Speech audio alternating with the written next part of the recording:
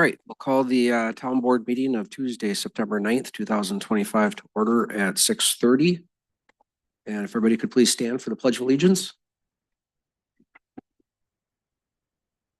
I pledge allegiance to the flag of the United States of America, and to the republic for which it stands, one nation, under God, indivisible, with liberty and justice for all. And Billy, if you could do roll call, please. Supervisor Henriksen, Here. Supervisor Cole, Here. Supervisor Olson. Here. Supervisor Milliburn. Here. Supervisor Lidkey. Great. Move into public forum. Is anyone here for a public forum? Okay, nobody here for public forum. All right, we'll close public forum. And we'll move on to consider and approve the agenda. Does anybody have any changes that you'd like to suggest for the overall agenda? Is 7-1 remaining? Would we take 7-1 off? Yeah, take 7 off. So, Okay. Yeah, good catch. Any other changes? All right, hearing none. If anybody would like to make a motion to approve the agenda. I'll make a motion to approve. Second. All right, motion's been made and seconded to approve the agenda as amended. All right, all in favor signify by saying aye. Aye. Opposed? Motion carries. All right, let's do consideration approval of the consent agenda. Is there any suggestions there? All right, entertain a motion to accept the consent agenda. Motion to approve the consent agenda. Second. All right, motion's been made and seconded. Any other discussion? Hearing none, all in favor signify by saying aye. Aye. Aye. Opposed? Motion carries. All right, for new business, we're gonna skip 7-1, 7-2, code of conduct. So I've got the final draft in here. And I also included the an RFA to adopt. Let me pull it up real quick. A final draft of the township's code of conduct has been created after the series of public workshops soliciting feedback. So a motion to adopt this code of conduct is the official code of conduct for the township. Second. Okay, motion's been made and seconded. Any discussion? So this is a code of conduct for the town board. At the township, right? Town board, yes. Well, that's a good question because there is stuff in here about Q&A. And that seems to be more directed at the audience, citizens, residents. So is the audience for this just the town board? Or would this be how we manage the meetings? Is that? I guess that's how you could think about it. So The intent was how the meeting is managed. yeah, and the first sentence says carrying out like how the board members agree to abide. So yeah, good thing to clarify, but yeah, so the audience is us. It's our code of conduct. Okay, As so the board town members. board's code of conduct. Yep. So is that an amendment to the motion then? Yes. Do you need me to like reset Yes. it? Yeah. All right, let me pull it up. So a motion to adopt this code of conduct as the official code of conduct for the Linwood Township board members. Okay, motion's been made. Second. Andy seconds. Now any other discussion? There is one thing I wanted to point out in here. Let me pull it up. So under 11, I'm assuming most of you read this. Under 11 advocacy, based on my notes, I felt like the best way to resolve a few items was to put a section in here, section A. So to the best of their ability, board members shall speak with one voice representing the official policies and positions of the township board when presenting their personal opinions or positions. Members shall explicitly state that they do not represent the board or the township. And then, so this is the part I added. This may not apply if the board delegates representation or decision-making authority to individual supervisors. In these situations, having written documentation of the scope of that delegation is advised. So this is in response to a few different parts of feedback I had from you guys. And I think that if we do approve this as written, I think that we should follow this up by going through the liaison positions and whatever other delegations there are and writing out what the scope of those are. Okay, Otherwise, if you don't agree to this, I could take this part out. But that, I don't have my notes in front of me, but based on the stuff that you guys had said at the last workshop, that felt like the most succinct way to resolve a series of issues. yep. When I read through it, I didn't see any issues with the wording. I think Okay. it's actually worded really well. Here's a question from. Okay, There is a It's Q&A, 7.2.2. okay, yep. If we want to follow. So as part of this new code of conduct, items on the agenda that want to solicit feedback from the audience will have an explicit Q&A section, which this one does. So that'll be next, or I guess how would that work? Because I just made a motion. Yep, no, that's okay. It'll be, to me, that just signifies it will allow It's just questions and all part of answers it. throughout the whole Okay. thing. Yeah, that's Okay. all that signifies to me. And then just as a side note, this will be reviewed the first meeting of every year. Yeah, and So that- the first meeting in January, this will all be up for review and And that should be in there. yeah, it is. It Okay. is written in here. Yep. Okay. Yep, no, that was good. I just wanted to make an emphasis on that. All right, any other discussion? Hearing none, all in favor? Well, do said- we want to hear? Oh, oh, yeah, I'm sorry. Yep, come on up. Sorry. Brian Langlois, 6360 232nd Avenue. So you just stated that this code of conduct applies to the public and the board with respect to the meeting. Now, when I heard you guys discuss about a code of conduct in air quotes, I was expecting that this would be not for meeting conduct, that it would actually, you would all adopt a code of conduct, including all of the employees of the township, much like many companies do, and that you read, understand, and sign off annually. That's kind of what my expectation as a citizen is that that would exist here and that people would be asked to sign that, acknowledge it.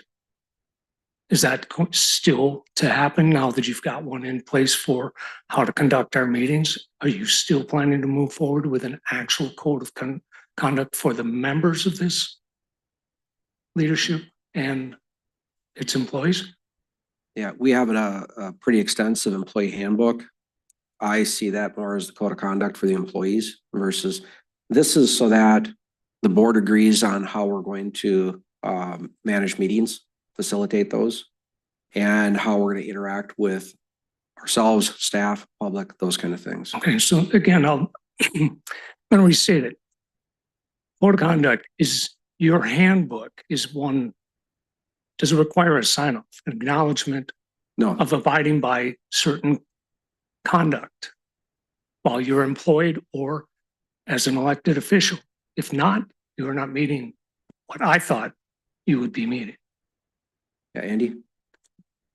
The handbook, yes, it's acknowledged by an employee. The code of conducts, even at the attorney level, when we talked about this beginning with him, it's nothing other than an on your honor system. It's not anything that you're, like you said, this is how we share information and communicate is the process of which this information and this document upholds. Okay, well, the document you're talking about, you stated clearly pertains to meetings. How Yes. how we interact. So like, no topic could just be, we had a workshop before this meeting. I get it. It's very, So that workshop item cannot appear on this meeting to have action taken Yeah, on so it because there's you- no time in your between. conduct is narrowly focused on your conduct at a meeting. What I'm talking about is how you conduct yourselves in public, Mhm. representing our community, and how you interact with your community, how you do business. All those things are part of a code of conduct, ethics and code of conduct. And without that, you're not holding yourselves accountable. Could I mention something, John? Yes, go ahead, Sam. I think that this actually does not apply only to meetings. Because I could list a few items in here that have to do with actually our behavior outside of meetings, sharing information ahead of meetings and how we talk. That specific item I brought up, talking as an individual supervisor, saying I don't represent the board. That doesn't have to do with the meeting. And this, to clarify, this does only apply to the board members as the document is written now. So, and then the final thing I'll say is so we don't sign this, but we did put in here that this is reviewed, I believe, at the second meeting in January, and the timing of that was set up so that when new supervisors come in, it's like their second meeting will be to review this, make any changes if they disagree with it, and then a vote to adopt it as the official. You see where the holes are in this, right? Mm. You've already misstated in saying that it's how you conduct yourself in the meeting. Oh, did I say that?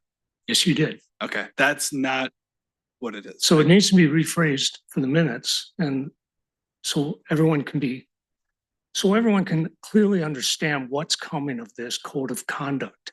Mhm. Is it ethics and code of conduct? Is this pertaining to you, not only in this doing business at a meeting and how you conduct yourself, or always while you hold these seats, you will conduct yourselves according to the code of conduct whenever doing township business or interacting with the public or anyone for that matter. It sets an expectation that we can read, understand, and when we see something in violation of the code of conduct, we can raise the point and call people out when they've stepped out of bounds. You know, we're here to watch to make sure our business is done correctly. And I think you guys didn't quite meet the mark on this one. I think maybe the main issue is I'm just kind of speaking off the cuff. Could I read the first sentence of this and tell me if there's still a problem? If you think there's still a problem with it? Because I think the first sentence explains kind of what you're suggesting, which is this document establishes a code of conduct and associated remedies that board members agree to abide by in carrying out their duties as elected officials. So it's not specific to meetings as written. Is there something missing, do you think, from that? I haven't read the entire document. Now that you say it's ready for prime time, I'd be interested in reviewing it. Sure. Of course, and I would hope it's on the website for all of us to view. Okay. I guess I immediately took opposition to when you said this is for how we conduct our meetings, and it pertains to how the public interacts in the meetings as well as you. So it was too narrow at that point. It didn't seem to cover as it does in that first statement. Okay. So there's a little conflict in what you stated and what you have written down. Okay. That's all I'm trying to point out. Yeah. Otherwise, I'd have sat in my chair and not stood up. I probably said the wrong thing. All right. And then the other thing I'll mention is that this is the intention here is that this is going to be probably changed a few times this year. This is the starting point. Sure. And it's going to get, so if it gets put on the website and if anybody finds any problems with it, bring them up and we'll definitely continue working on it and revising this document. Okay. Thank you. Appreciate it. Just as a point of clarity too, these packets are on the website prior for review for anyone, and then there is a public copy. Someone's got it. There it is. And we're working on the communication aspect to be able to get, even when you come into this room, because to be able to have that digitally as well available to everybody, because we know it's tough to share one copy too. So this is one step in towards that communication improvement. Thank you. All right, any other discussion? I'm going to ask one thing, which is, and it doesn't have to be necessarily for this version, but I think at some point, especially if we're going to modify it a few different times, is I'm going to ask the question is whether it's worthy of having the attorney take a quick read. I mean, it's only 4 pages or 5 pages long.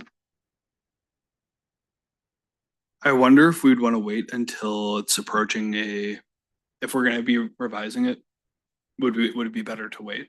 Yeah, that's why I said, since we're Oh, going to have a couple of versions of it, I think we should just put that on our list of having, when we think we're really set on this thing, is have the attorney do a once over on it. Okay. All right. But I would say, even though we're revising it, I think there still is value in, like I said, with the motion that I made, and adopting it, especially with the changes it makes to the agenda. Oh, absolutely. So Yep, no problem with that at all. Cool. Yep, all right. All in favor signify by saying aye. Aye. Opposed? Motion carries. Thank you for all your work on that, Sam. Mhm. And everybody's input. I know we did a lot of iterations of it, so. All right, on to 7.3, township maintenance by volunteers. I think this is yours too, Sam? I think we've talked about this briefly. So we talked about this briefly when Parks came, but I think the larger issue is that I'd like to hear maybe just like an official policy from the board on what the process is for Parks or anybody, recycling, whoever, if they want to solicit volunteer help. Is it just do whatever and get a waiver? Is it you can't have volunteers if it's like has to do with a chainsaw? I think that's a pretty solid one. Do we want to go so far as to make a document for this? I don't know. Is there an existing policy that I'm not aware of that I can communicate? That's generally what I'm looking for here, kind of open-ended. All right, I'm not aware of anything that exists outside of just the waiver form. I've never seen anything outside of that. Is anybody else aware of anything, any write-up on it? So is the current policy generally kind of do whatever as long as you use a waiver? Well, I think what was happening was people were volunteering and somebody came up with a waiver to do the best they could in limiting liability. I don't think it's probably ever gone beyond that. Mhm. I think based on the feedback that you'd got from the attorney, I think we definitely need to put some parameters around it. Mhm. Especially with, some additional liability, even with the waiver there. Yeah. So I absolutely concur with you. I think we need to do a little bit of work on that. And then like, I guess another question would be like, who is authorized to accept a waiver? Like, could the Parks Committee members accept a waiver? Can I do it on my own? Does it have to come to the board? No, good point, because that definitely needs to be looked at. Lisa? And I know for like the chainsaw, if chainsaws are involved, we usually have the fire department come out Mhm. and do training with the chainsaw. So that Oh, with volunteers? the volunteers, they usually go out and cut the wood first, and then the volunteers would haul the wood out, Okay. just for safety reasons. That way, because you never know when a chainsaw is gonna kick back or anything, and Right. Yeah. So is there just like a common sense kind of policy we can come up with right now, or is this something we're gonna have to maybe do a workshop on, or? But to me, it's either we can have it as a short segment of one of our workshops, if we want to all give equal input at the same time. Or if anybody wants to take a first stab at it, kind of like what you did with the code of conduct, and then we work off from that, we could do that as well. have you seen the waiver? I haven't. Okay. no. Maybe have a look at that, and we can, I think, if anything, the workshop for a few minutes. Yeah, good suggestion. Okay, so then is the policy right now, no volunteer help? Until we finalize this? If I'm hearing a couple different things is you'd have to have some policies around it too. You just don't want, well, I filled out a waiver a year ago. Now I'm randomly doing whatever I want, wherever I want with township property or to township property. I think there still needs to be a gatekeeper of sorts to know what the work and scope of the work is. Some of it comes into background checking. From what I remember, I remember a volunteer policy coming forth when that waiver came into play. There was discussion around it. Yeah. And that was, so that it's just something we just gotta circle back on. I guess my question is, Policy. if somebody comes to me tomorrow and asks, can I get volunteers for spreading mulch? Am I allowed to say yes? I don't see why not. Okay. That's the way it's Waivers. been. Yeah. Can a Parks Committee member say yes? I would say the committees are only recommending, they don't have authority. Okay, so they have to go to the liaison. As of Liaison right or an now. employee. Hmm? A liaison or an employee. Or employee. Yep. I mean, example is in recycling. Sometimes he'll bring in a volunteer and he keeps these forms out there. So he'll have him fill out a form, sign it, and then we've got the waiver. So yeah, I would say a supervisor or a staff person, not committee members. Okay. So as like a makeshift policy for now, what we're thinking is waivers can be accepted by a board supervisor or employee of the township. And then we'll have a deeper discussion about it at some point later. I think it should be, look for what we have because there was something put in play. That waiver came about just from me remembering board discussions and sitting in that audience. I don't know. Well, the way, it's more about like who can take the waiver and That's what I say, mean. That's it. There's, is there a written policy about that? You're saying? that's the question I think we should look into Oh, okay. before we just randomly go. On up and sit if you want. Yeah, when I volunteered before I was on the board, I was handed a sheet, I filled it out, I signed the bottom of it, and I went out, did whatever I was asked to do. So, Beth, Beth Riepel, 24380 Yerkes Street Northeast. I have an active Girl Scout project at Betcher, and they have waivers on file from 2023. We're actively working on that project. We have a work day next week. And I'm forward. Question. That's what I'm trying to get at. so they're Girl Scouts, so they're not of age. Right. And so they have waivers that were signed by their parents. Oh, okay. But back in 2023, Is it the same scope of work or is it Yeah. new work happening? I guess. it's, that's- so they're adding the bee lawn. They planted trees in the spring and now they're doing the bee lawn piece. So they're like laying down cardboard and putting down dirt and planting some stuff that'll come up in the spring. And Why would have an issue with that? Exactly. I have no idea why we'd have an issue with that. I don't remember that there was ever an expiration on that waiver form. The scope of work or That's what what they I were was gonna be involved in is, so to Andy's point, as long as that was on the original waiver, and that's the work that they're performing again. Yeah, then if they were it's gonna do fine. something Okay. else, then you would There's need not a a new concrete one. truck coming in and we're doing some, people just start doing whatever. If you're working on that project, then that's the project. okay, Yeah, so there should not be an issue. Just make sure each one of them has it okay. from the past. If not, Billy's got them in the office if you need more. Do you have a file with all the waivers? Okay, I'll check with you after the meeting. Okay. Okay, I'll reach out to you tomorrow. Thanks, Beth. Tony, come on up. You're next.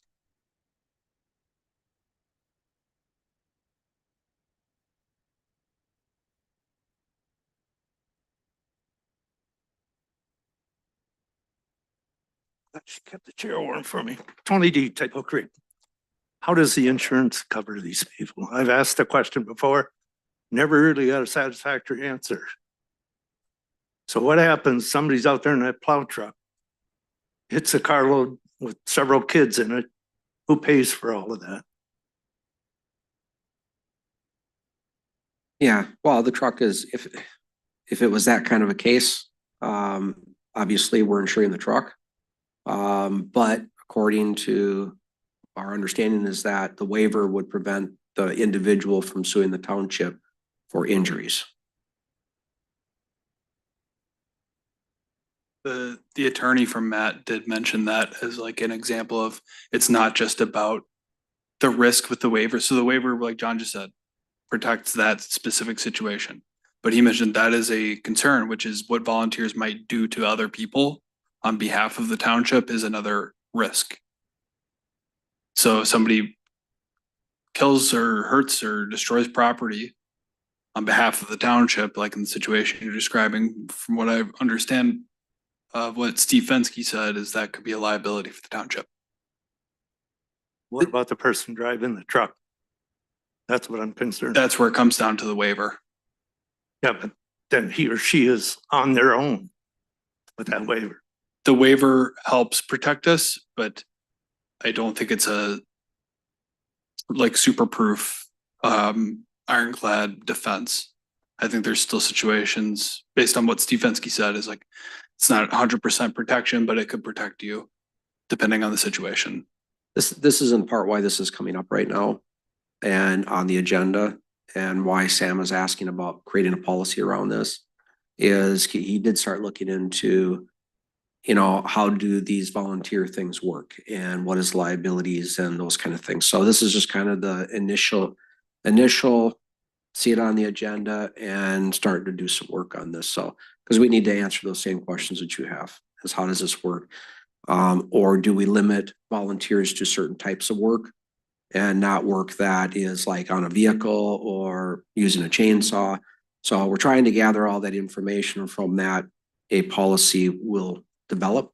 And then that way, all those answers or the questions that you have will be answered, same questions we have. Okay. One more question. Is the insurance going to cover all the damage on the front of the building here? I don't know if we'll submit it to the insurance company. I don't know if there's enough damage there to warrant it. There's several other doors that need attention. Yeah, no, we'll look. But at it. also, and it don't, I would hope it wouldn't fall on the backs of the No. taxpayers. No, but we need to stay focused on the discussion point here. Copy So, that. Yep. All right, thanks, Tony. Yep, come on up, Brian. Brian Langlois, just one point on the waiver. Most waivers, we use them all the time in the company I work for, and it's done on an annual basis, and we're now managing it online. So if you've got the form, you can have it electronically signed, and it makes it easier to manage, less costly. And so just a suggestion. Great suggestion. We got a new website coming on, so you probably heard about that. So it'll probably be one of the things that gets looked at putting on there. So thank you. So what I'm hearing is it's kind of a fuzzy thing that we need to look into. But for now, liaisons, board supervisors can accept them, employees can accept waivers. Outside of that, probably not. Any waivers that have already been accepted, like in the case of the Girl Scouts, are fine. And is this something we want to do a motion on, or is this like a, what do you call it? They already exist. Yeah, it's already the way it's being done. So that's what I iterated is the way it's being done right now. Okay. And so I think until we can come up with a policy that changes that, I think we stay with what we're doing for right now. Okay. But within the next, couple board meetings, probably get a policy in place. Okay, so do you want me to run this through like a workshop or? I would do it through one of the workshops. Okay, Yeah. then I will reach out to you tomorrow. I think as of now, what he's saying is if you have people who want to volunteer and you're the liaison, you make sure that they have their paperwork done in the office before they do that. Mhm. Because I know the school forest, I mean, I cut trees with a chainsaw for 16 years in there. I just made sure I had it done all the time. Mhm. I don't know. And it's kind of, it's kind of God bless anybody who wants to come and volunteer, but I think as liaison, you make that decision where if a 8-year-old girl wants to come up and cut trees down in the school forest, I think you can say, no, I don't think you're gonna do that. Yeah. But I think it's everybody's job. If somebody wants to volunteer shoveling the sidewalks, I think we gotta, Mhm. I think the public works liaison's gonna take care of that too, but I think the last thing we want to do is kind of push people away from volunteering. Mhm. But I know due to this legal world we live in, get our ducks in a row, but Yeah, and once it's fully thought out, I agree, and I'd almost lean towards, I think, like committee members should be able to accept them in some situations, like B-Lon, like, does that really need to come all the way to the board or come to me through an email? I think it has to be in the office. Yeah, it has to be recorded in the office, so that's kind of what I want to talk. So for now, it's how we described it. We'll figure out if we can make it the best it possibly can be through a workshop. No, I appreciate you bringing that up. It's one of those things to where until there's a problem, nobody really looks at it. Fortunately, we haven't had a problem yet, so I appreciate you being proactive on this one. One more, now we got to move on. You got to be Bob, you quick. inspired me Oh, great. with your story about the forest. All right, so the reason I brought up the waivers manually using the electronic, that's a good option. When you've got events that pop up like that, I used to carry a stack of them in the saddlebag of my motorcycle because I'd go to demo rides and people would have to sign those before they could ride the vehicles. And then I would just turn those in because I had their signature and they could be scanned in and still become electronic copies instead of folders full of paperwork. So just wanted to add that. All right, thank you.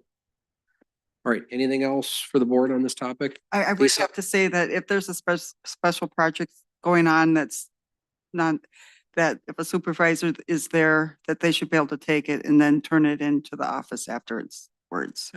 One thing that I don't think is on the current waiver form is somebody that signs off accepting it. And if that's not on there, we need to get that on there. So if Lisa accepts one, she signs off, you know, they've signed it for the waiver, but we should make sure that there's some sort of an authorization path, I would guess.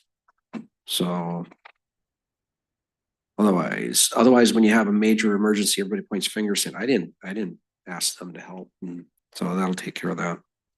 All right. Anything else on this topic? Hearing none, we'll move on.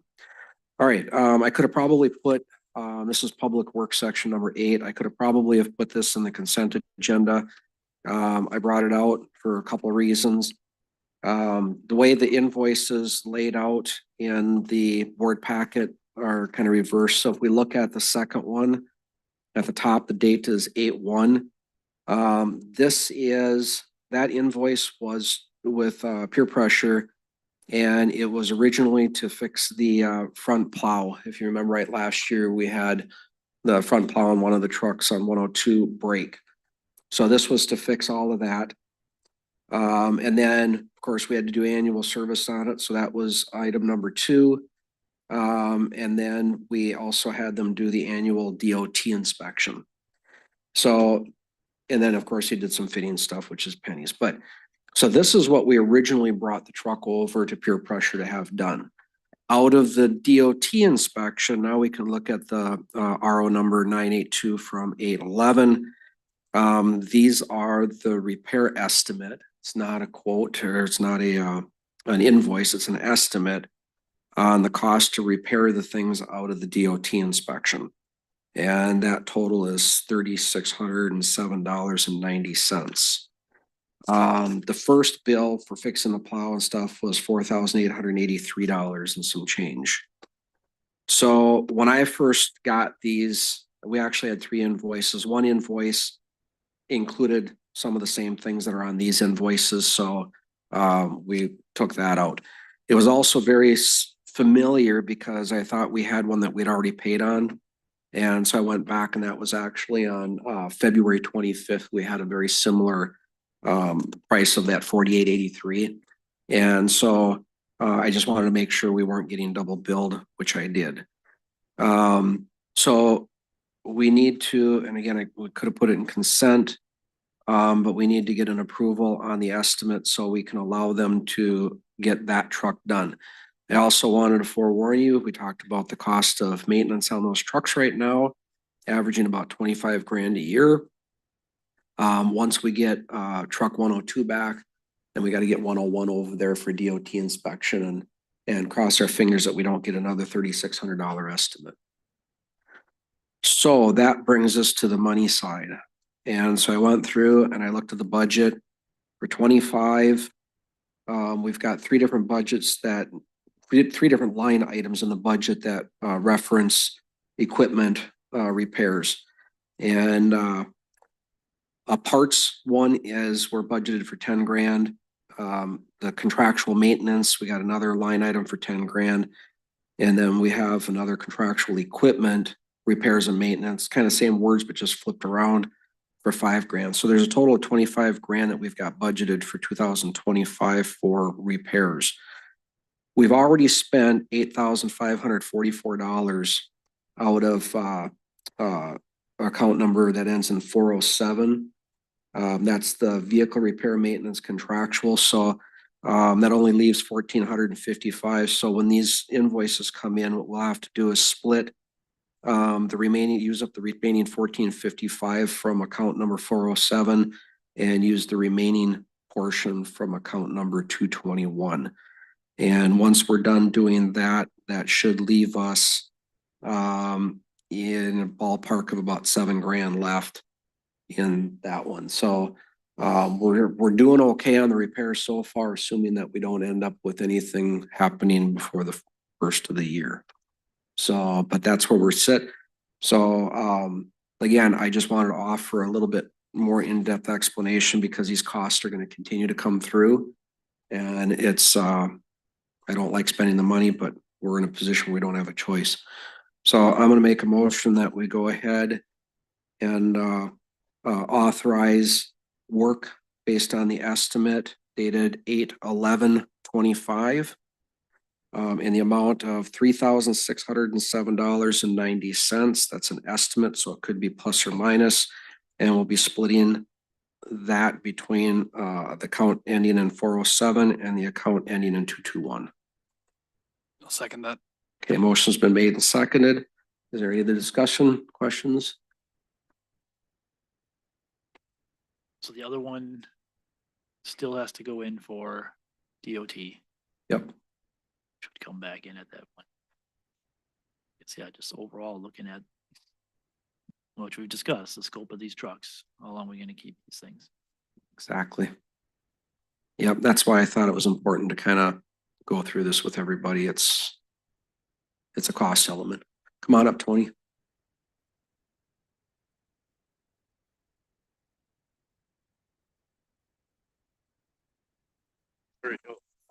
Plans, so I don't think I need to repeat that. Question is, I see in the book, that front cylinder, the push-pull cylinder for $2,200. Why are we paying that much for that? Now, my reasoning, the left side, when I worked here, I got repaired for, I don't remember the exact amount. I think it was under $400. I pulled it myself, took it into Wyoming Hydraulics. He fixed it. I put it back on. Yeah, It didn't cost no $2,000 now, unless there was something happened to that cylinder, like it got bent or whatever the case is. yep. I think it was a full replacement on it. And if I remember right, and this has been a few months ago, probably 3 months ago since we went through this, is we looked at having it rebuilt and was told that it was not rebuildable. We looked at it at 2 different places, so. That's so the answer. It was a replacement or it wasn't gonna ever work. So yeah, it's, But I don't understand why that couldn't have been done here. Cause I did the opposite side by myself. yeah, no, it was just an option that we followed, but thank you. All right. Got the motion seconded. Okay, any other discussion? Hearing none, all in favor signify by saying aye. Aye, opposed, motion carries.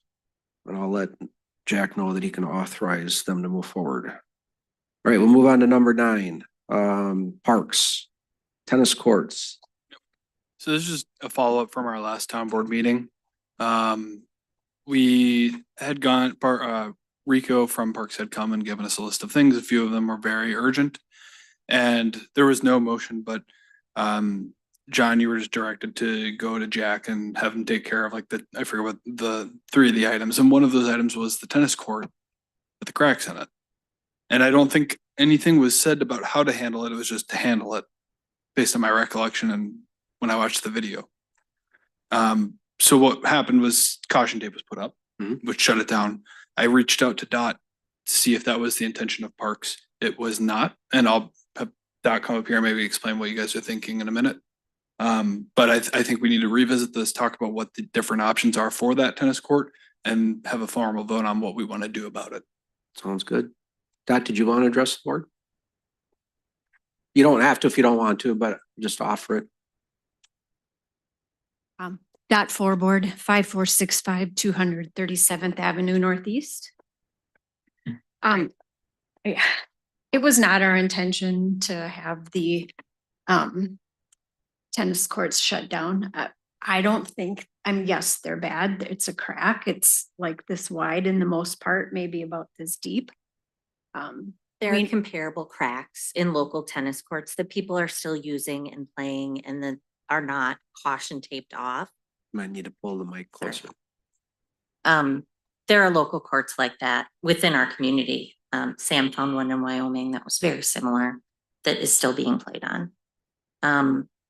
The discussion that happened in Parks was simply to make sure that the board was aware of it because we estimate that we probably have less than 2 years before that court is unrepairable.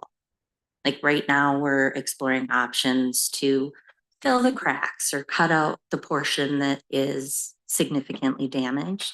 And those are large dollar repairs that we currently don't have a budget for. So it was more about game planning for the future in the event that Parks does not have money budgeted to be available to make those repairs. But I don't think that anything of that level is required in its current state. I mean, obviously, the final determination is up to the board, but So I don't know if you watched the last meeting, but a representative of the board or the Parks Committee was here. And the way I interpreted the description was that it was unsafe and that somebody could easily trip in the crack and, you know, bring harm to themselves. And like Bob pointed out too, when you're notified in public that you have a potential safety issue, you have to take some action on it or the liability all comes back on us. So that's why the decision was until we could figure out a different path forward, that we would close the tennis courts. Unfortunately, as usual, somebody went over there and tore everything apart, went in and played on it anyway. So, so right now the tape is gone. It was all taken off, so it didn't look bad for family fun days. I did look at the cracks. We have a contractor that's going to be doing crack filling on our roads. I know they use 3 different products and one of them, actually 2 of them, but one is very good for filling wide cracks and it doesn't shrink. So it holds pretty good. So I actually have a phone call. I was hoping to hear from him before this after I seen it was on the agenda, but I haven't heard from him yet. I want to talk to him about what it would cost to have those cracks filled, because now you're talking with an asphalt crack filler versus like putting cement in there or something. Because at some point when somebody grinds that, I don't think they're probably going to want cement filling those cracks and stuff. So once I find out from him what the cost is, then I can let Parks know and we can figure out. And if Parks doesn't have it in the budget, then the board's going to have to make a decision. But I mean, they are pretty wide. I realize you're not going to put your whole foot down in one. But I did step on the widest part and, you know, the outside of my shoe did want to buckle over into it. So, you know, it is definitely something we want to address sooner than later. And so as soon as I hear back from him, I would expect that I'd hear from him here in the next day or two. I can send some information off to you guys and then we can kind of figure out where to go from there. Your next park meeting is that one? 24. 24th, Okay. whatever that Monday is. Okay, so just before our next board meeting then. So, okay. But yeah, that was my thought anyway. I mean, you can buy some cheap stuff from Menards, but it shrinks, it doesn't hold in there. If you go up there, if you look at what was put in there from Public Works a couple of years ago, it's like rubber putty and you can grab it and pull a whole line of it out if you want. And so that stuff just doesn't adhere to the inside of the crack where this other stuff, this is all they do is crack repairs. So I think that is going to be our best option going forward. I think there are a lot of people in the community that would be excited to see those fixed. Those courts Yes. are heavily played. Well, even somebody had mentioned shutting down one of the courts and because the crack's only on one. Well, I went and looked and know that crack goes all the way across. Yeah, so, but that's anyhow what I was working on. Sorry, Sam, I didn't bring you up to date. I was trying to get the information for tonight, but that's what I would recommend. So are you suggesting like a short-term temporary crack filling and then a longer term, like more permanent fix? Like I know we're talking to somebody getting a quote about actually like digging it up and doing or are you talking about just a singular, we're just gonna fill those cracks? I'm thinking that the product that they used in one of our one of our roads is to stick and adhere and stay in for at least 4 years. That's a life expectancy or longer on this stuff. So I think that if that's what's used over there, you know, we could easily probably make that 2 years if that's kind of the time frame that you guys are looking at doing something. Might even last longer. So, but we'd have to see once it's in there. So we'll talk about this. It sounds like we'll talk about this at the next Parks meeting. Yep. And we'll get the information, but then what do we want to do in the meantime? Is it open? Or do we want to put up a warning or do we want to? I think closing it is overkill. The crack, you know, it's more dangerous than if the crack wasn't there. Obviously, that's the case with any I mean, crack. it's like but walking across the I'll tell lawn you- with moles. Yeah. But if somebody trips on a mole mound. They're not gonna sue us over it. I would maybe suggest taking the one net down where the worst cracks are. The cracks that are on the east tennis court are actually pretty narrow. I'd say they don't exceed a half an inch, where the cracks on the other side's gotta be close to an inch and a half or so. Okay. So I would maybe suggest taking the one net down for right now. They're gonna be doing our crack filling on the roads here coming up pretty soon. So we're not talking about a long time out. They might be able to come and do a special, something special for us here, but as soon as I find out, I'll find out pricing and timing for it. Okay. So nice thing is they can put a little sand over it and stuff for a coating on the top, and it'll probably be pretty unnoticeable. Parks, how do you feel about taking one net down? I mean, if it makes it so that people can play, I think that there's definitely a desire within the community to be able to use whatever they can have access to. Sure. Andy? Yeah, I'm not in favor of that, in the sense that you use it at your own risk. I Do you think mean, it's overkill? I do. I mean, we flood sheets of ice and have people go out there to crack their heads open every winter. I mean, we have to think about this in terms of, yeah, it's a crack, but people are gonna use it. Would sign up if that's the worst case. I don't. It's, What are your thoughts, Lisa? I think it's overkill also. I mean, they've been playing on it all summer. It's gonna be winter soon. What, we got maybe another month, two. Hmm. But the community enjoys it tremendously. Put a warning sign up. No, Is a warning sign feasible? I think that before you do that, or do we have, I mean, it's the same risk as the ice or, Sometimes that's bad though, I've heard, because sometimes Okay. that just means yeah, you knew it about was for the dam. Yes, having the warning sign is bad. So, But we already know, I mean, we're talking about it right now, there's a recording of it, so we know about it, regardless. Bob, what are your thoughts? I like the post warning signs. Play at your own risk. Yeah. Easy as that. We really are talking about a tiny crack, so I think that with the warning sign. While we try to figure out what we're doing. Sounds right to me. and hopefully it'd be soon that we can fix it to where it is, hopefully within the next month if Mhm. God willing. Is that the consensus of the board? Get a warning sign up, play at your own risk. Is Jack able to do that? I think between Billy and Jack, they could either laminate a sign that can go over there or something. Okay, awesome. Yeah. Okay, Okay, thank you, Billy. All right, thank you. Beth and Dot, appreciate it.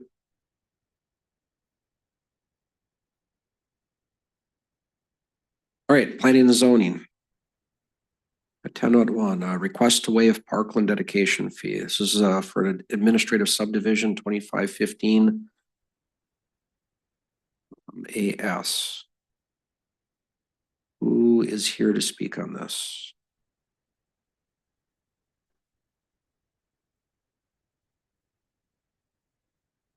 Who? Yeah, I talked to her before the meeting and she was not going to be here tonight. She said that the owner was here. You must be the owner? Yeah, I'll invite you if you wanna, you don't have to, but I'll just open the floor if you did wanna give us any information. Otherwise, as I read it in the board packet, this is a piece of property on the south side of Ryan Lake Drive. I think on the county road portion, isn't it? Yeah, on the county road portion, the blacktop part. And it's one parcel that was subdivided into two. It was actually approved and subdivided back a few months ago, if I remember right. So the only thing that this is, I mean, there's a lot of stuff in here, but the basis of this is that you are looking, typically there's a $2,000 park dedication fund for any administrative splits. Probably more geared towards like developments. And so the owner is asking for the park dedication fee to be waived for that split. Did I get that right? Okay. Is there any other information anybody wants to add in that I didn't cover? Susan's recommendation just says that she recommends approving the waiver of the park dedication fee on the administrative subdivision. So that she was kind of hoping, should you choose to, that would be the motion. Okay, thank you. Any other discussion? It says, it mentions extenuating circumstances as the reason for waiving the administrative fee. What does there, I read through it. Is there any mention of what those extenuating circumstances are? I didn't find anything in the writing. Andy, Bob, you guys are That was my PNC, right? question too. Is that, do you guys have a summary from your discussion? Cause I think that was the timing of some of this when it came through to parks and then coming to us. There was no, we don't have the park. This is Meeting coming from minutes? Parks? What's that? This is coming from Parks? Yes.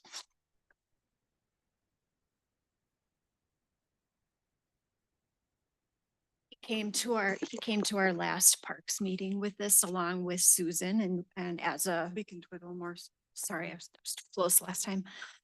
He came to our park meeting last month with Susan to discuss this, and as a committee, we decided based on what he told us at that time that we would waive that fee, and we would like to put in place so that if this happens again, where someone is just making one lot, so there's only two, that we waive that fee. But if their land ever gets divided again in the future, then they have to go back and pay the fee. So they can't just keep adding one at a time and avoid paying the fee. It just didn't make sense to make him pay $2,000 for one additional lot. Apologies if this is just me being ignorant, but isn't this a planning and zoning thing? Why did it come to Parks? Because it was a park dedication. Park fee. dedication fee? Okay. So this isn't about whether it's getting split. This is just about the park dedication fee, and that is under Parks? Yeah. Okay. Yeah, the request is the waive of the fee. It's not us approving splitting the lot. That already happened. It's done. Mhm.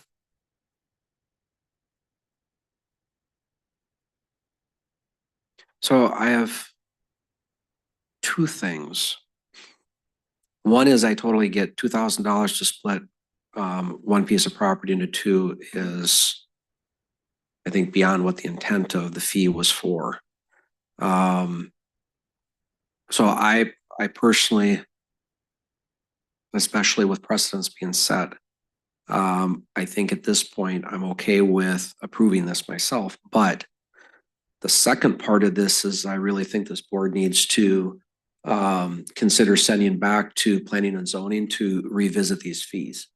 I would like them to look and maybe consider like $100 per parcel on any administrative split.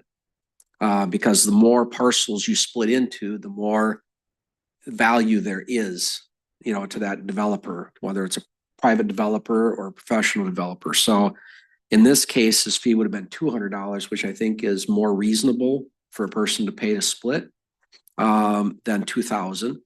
And if a developer does 30 lots, well, their fee is going to be $3,000, not $2,000. But that's my thought anyhow, because then it's more commensurate with the value of the split itself, the number of splits.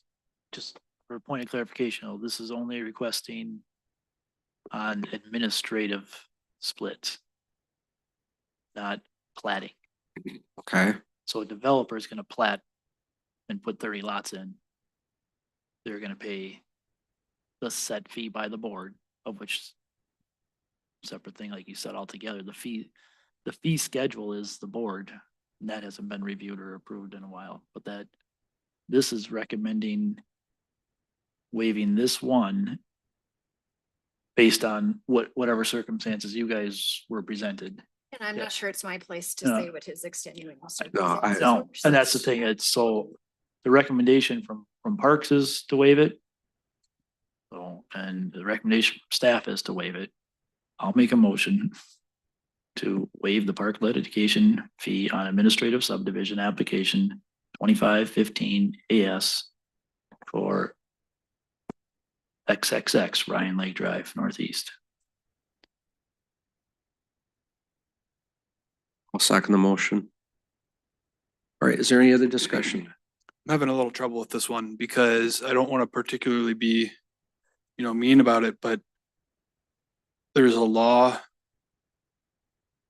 about how the fees are scheduled. I'm hearing a case coming before us about this is where this applies. And I'm being asked to waive it, but I don't know why. That's where my struggle is. And so I'm open to talking about whether the law is fair, but I'm having a hard time understanding why we're being asked to waive the fee. Or, sorry, this is John. It's John's Yep. place to accept. Go ahead, Brian. Okay, so you brought up the point about the administrative fees being waived in the future. I agree with that, by the way. I think if somebody has a similar split, that makes sense, the way you worded it. $200 is a fair price. You're just gonna split your lot. I've considered doing the same with mine. And agree that the $2,000, that has to do with a completely different subject. So I think if you're gonna grant it one, you need to grant it for all. And revisit the administrative fee and set that up a little bit better. And that's what 10.2 is on the meeting. Right. I think we're merging and we're getting ahead and going all over. So maybe that's where I'm ignorant on this issue is this just for sure, this is not the intention was for when it's a single split. It's not supposed to be that high, like it's a mistake.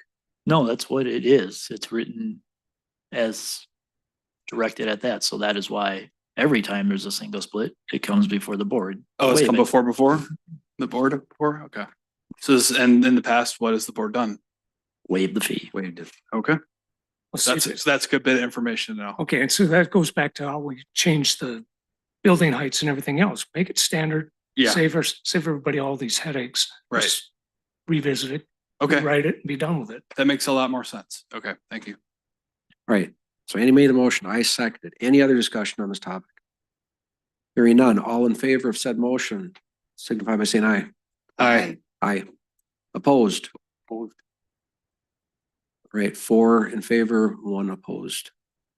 Motion passes. All right, anything else on number 10?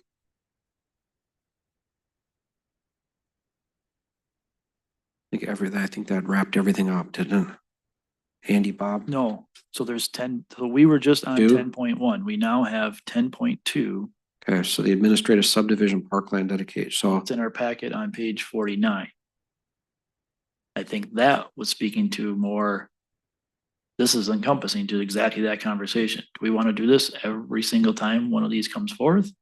Or in here, you have a request for action in which staff put together, taking it out of administrative subdivisions.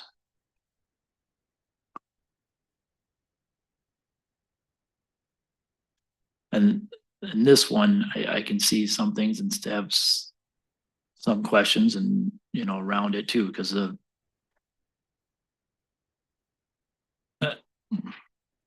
we just talked about not having money for parks, and we're giving away parks money now. right, I don't get it. exactly. So I'm not in favor of making it go away, but definitely minimizing it for one-offs and reevaluating what it is for developments. Because are we at the industry standard? Right. Beth, did you have something you wanted to add? Your name again real quick. I'm Beth again. So at our parks meeting, we did discuss that we didn't really know what to do with this because beyond recommending to waive it, we don't really have the authority to do anything else. But it would be helpful if when people come to us and are requesting, our assistance to waive stuff, if we understood if there was a different option beyond, please pay us $2,000 or don't pay us anything. It would be nice if we understood what the options were. Because as it was presented to us, we just had those two options. Yeah. So we would just really appreciate some guidance. Was the intent of 10.2, that whole section, is that intended to request that this be reviewed? It's an ordinance revision to then go through, which would then go to planning and zoning for public hearing. I mean, it's nothing we can decide tonight. It's mainly pushing it forth that the intent of that is to not collect it on administrative subdivisions. Because right now, anytime a new lot is created, a park dedication fee shall be paid. And I don't know if everyone understands what that is, but that's the township has within that dedication ordinance an option to the developer to give us a park in the form of land or pay said fee on each lot that's created in the development. And when you look at that map, I think you can see why we have cracks in our tennis court, because we did not collect the dedication fee over the years. We took a park in every development and now we have all this maintenance cost associated with it. Because we did not opt for money as a town, we opted for land. And therefore had to do something with the land and then had structures and everything else that takes maintenance. So this is just looking at it in terms of the administrative subdivision. When you go to page 53, coming out of chapter 22, the ordinance there, it's saying line 6 that in the event a new lot is created. So this is only when you're processing an administrative subdivision, which does not come before this board. That is handled in the office by staff. That if John Q. Citizen comes and says, I want to split my 20 acres into 2/10, and they meet all the requirements of said ordinances, staff just processes that, and that's how this one came to be. And met all the size requirements, all the setbacks, everything that's needed. But in doing so, line number 6 there says that should be paid a park dedication fee. Now, is that the intent, that when someone's gonna split their lot and do that? That if there's a fee collected, is it $2,000? That's kind of high.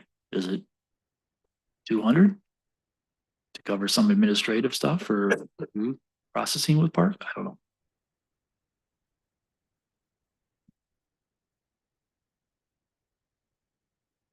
Essentially, I think if this is gone, it fixes what the question that was just asked. What are we to do?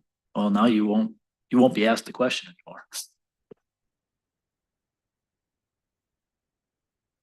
You're saying strike that line?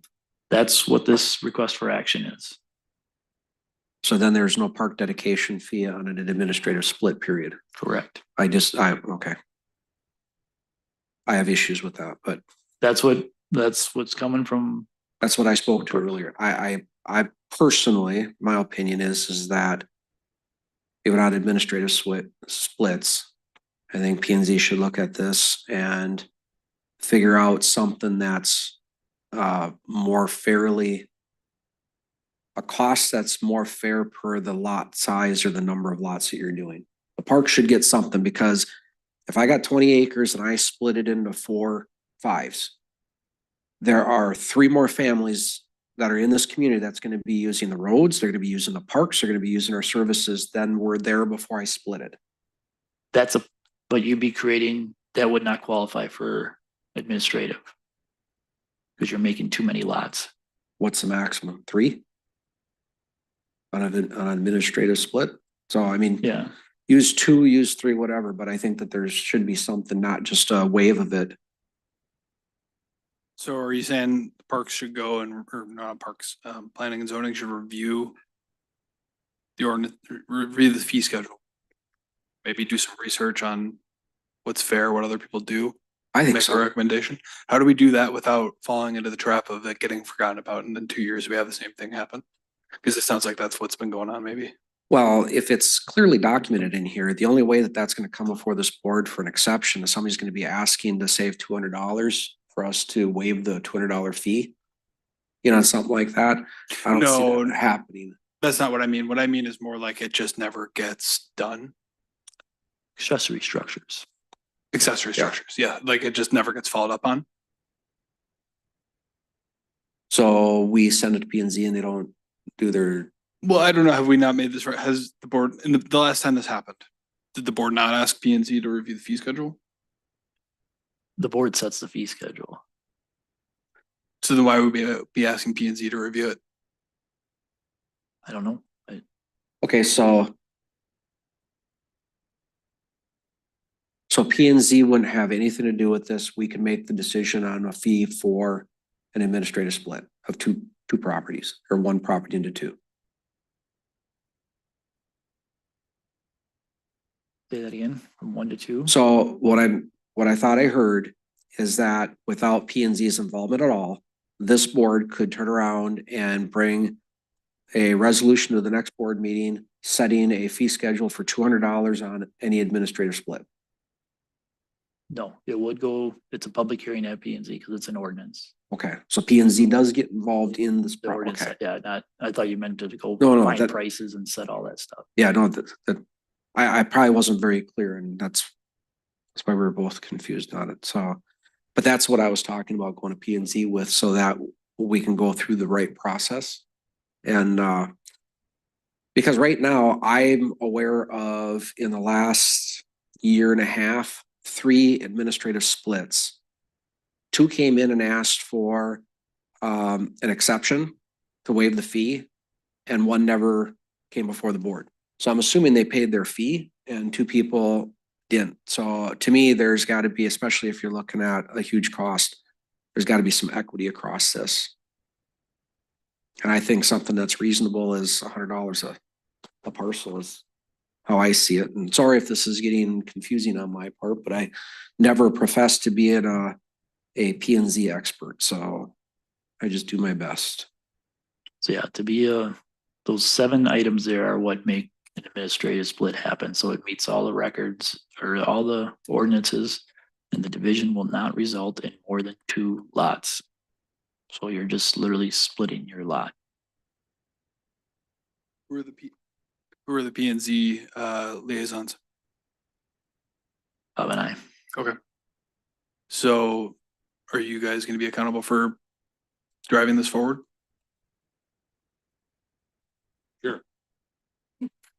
Good question. Right, I mean, or are we just gonna forget about it until the next Well, time? you know, for the record, the last one that came to us, it was a house and a business.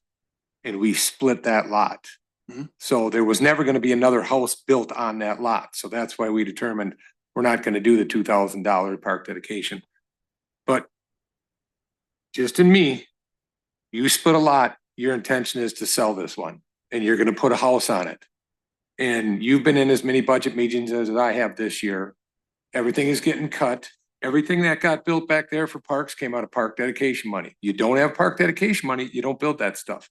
So if I build a house, on a lot I just bought and I give, and I don't know anything about a park dedication, but a lot of people have expectations of having a park in their neighborhood. We don't get this money, we don't build new parks. We don't do anything new. Cause this money is all the new stuff. It's not maintenance, it's not upkeep. This is all new stuff. That's why I voted down on the vote 10 minutes ago, because all we've been doing in the last 6 months is finding out we don't have any money to spend.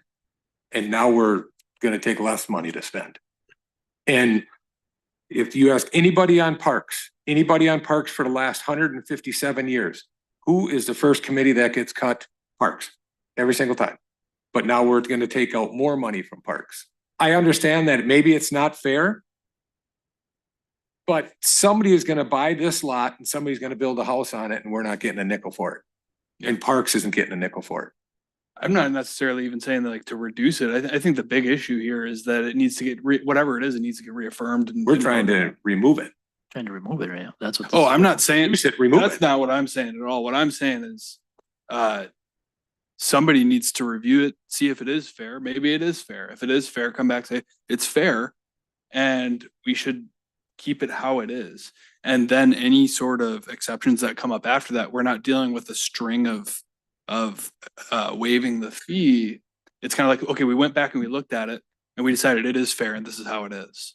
So in like absent of any like outrageous circumstances, this is how it's gonna be. I think like a reaffirmation of what it is totally acceptable. It doesn't necessarily have to drop it down to $200.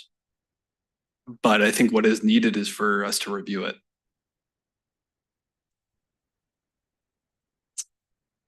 I think 2,000 is a little high. I like the lower price. Cause if it's a housing development, they're making more money. Where if it's just the two lots, that's not as much money. And we do need money for parks. Mhm. To have both. It's hard to feel bad and want to give people a break. Yeah. And also in their same voice, you're gonna say, we need more money for parks. You can't say both. It's Well, impossible. 200 is, I mean, at least it's not, I mean, you get some kind of new equipment. I mean, it's something to go into, I am a little leery of making it more complicated. That was one of my issues with how this is written is I was like, now you're tracking a limit on how many times a lot has been split. And making exceptions for if they're just like a resident splitting their lot for one reason or a developer for another reason, all of a sudden you're gonna have a really complicated situation determining what that fee is gonna be.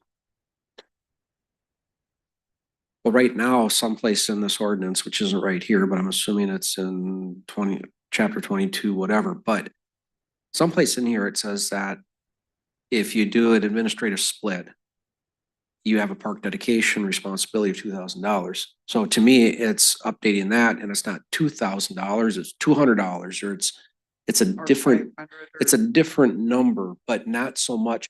Because if I was gonna split my property in two and I found out I had to spend $2,000 extra, I would probably be standing here too, asking for some sort of an exception. Well, why would you be splitting your property? To sell it? Sure, you So- sell it and then you bring another family in. That's why I What is, said how there's much gotta do you be some make sort on of fee. that? Like 80 grand? Do we get do we collect tax when somebody sells that property? Or is this kind of that version of our cut of that? Even if it was, that money wouldn't come into parks. If we got tax money off from it, parks would never see it. And it Right, would never be used for what its intent is. right. Right, so I'm definitely not trying to say that. I'm not even sure it should be I think 200 sounds a little low personally, but I also don't know what's fair, what's common. But what I don't want to happen is for us to not change anything and then for another exception request to come before the board. Right. Exactly. So You can come up.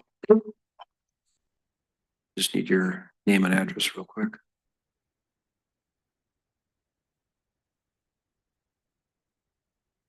Mike Esberg, 9140 Ryan Lake Drive, owner of the property that 10.1. Just trying to clarify a couple things. Didn't really want to do it publicly, but the purpose of us selling or wanting to split is hardship. Can I stop you just for a second, Mike? My apologies, but I just want to make sure that you understand your request is already passed. Yes. but Okay, so I'm trying to answer, Okay. bring some light to the questions that you're I asking. just want to make sure you knew before you publicly Um, stated anything. Thank you. But when people want to sell a piece of property, because, yeah, they want to sell it, they want to make some money. Yes, you do pay 33 cents per $1,000 on taxes to sell the property. This one lot, it's 8 acres. I got $7,000 into this just to sell this lot. And the only reason I'm selling it because I need to. But I came to the park board not saying or asking to not pay anything. I was just saying, gee, just because I have some extra property, why do I have to pay all this money? Originally, we were gonna split it 5 times. It was a 20 acre. we were gonna split it 5 times. I talked to Susan originally saying, hey, how about if I rezone it, I'll split it 8 times at 2.5 each, right? Well, we don't want to do that here in Linwood or myself, because it's still country. We're trying to keep, so anyway, we're trying to do all the right things. But yes, I just thought the $2,000 was really extensive just because I just happen to have a little bit of property and I need to sell a lot. So I'm just gonna leave it at that, but I kind of wanted to just, there is a lot of expense in an administrative split, which is one-time split, and you can't split it again for 5 years by, you know, Linwood rules. So, Yeah. I'm just trying to shed a little light on how this all came about. I appreciate it. Thank you, yeah. All right. So is this something that our zoning liaisons can take to P and Z, or do you want request for action? We'll work on it. I'm already working on it as we speak. Okay. Sure. Andy, okay? Yeah. All right. Any other discussion on 10.2? All right, we don't have to get into the 1, 2, 3s. That's all part of this, right? And let me ask real quick too. Who added this to the agenda? Okay. All right. It's going forward with the agenda. Okay, thank you. All right, anything else on number 10? Everybody good? All right, upcoming meetings. We got the cemetery meeting on September 10th at 10 a.m. Next town board workshop it's to discuss the 2025 and 26 budgets. We've been working hard on that. That is September 15th at 5:30 p.m. Planning and zoning's next meeting is September 16th at 6. Parks meeting is September 22nd at 6 o'clock. We've got 2 town board workshops coming up. One is to discuss the recycling budget and operations on September 23rd at 5:30. The other one is summarize and revise the 2025 budget. And that'll finalize that one. That is September 25th at 5:30. And then our next regular town board meeting is Tuesday, September 23rd at 6:30 right here.